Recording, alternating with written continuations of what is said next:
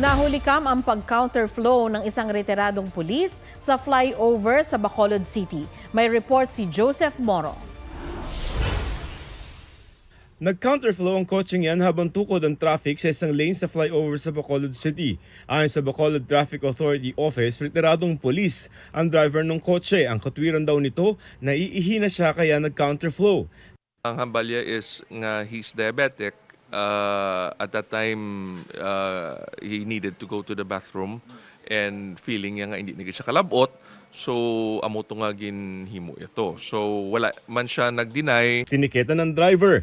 Hinahanap naman ng SUV sa harap ng kotse na nahuli ring nag-counterflow. Sa Talisay, Cebu, tumatawid papuntang gasolinahan ang pulang motorsiklong yan nang mabangga ng isa pang motorsiklo. Nahulog ang angkas ng pulang motorsiklo at bahagyang nasugatan. Nagkaareglo na ang dalawang rider. Dalawa naman ang nasugatan nang bumaliktad ang isang SUV sa Sorsogon City. Nawalan daw ng kontrol ang driver habang bumangga ang sasakyan sa isang bakod at bumaliktad. Posibleng dulot daw ito ng madulas na kalsada. Joseph Morong, nagbabalita para sa GMA Integrated News. Huwag magpahuli sa mga balitang dapat ninyong malaman. Mag-subscribe sa GMA Integrated News sa YouTube.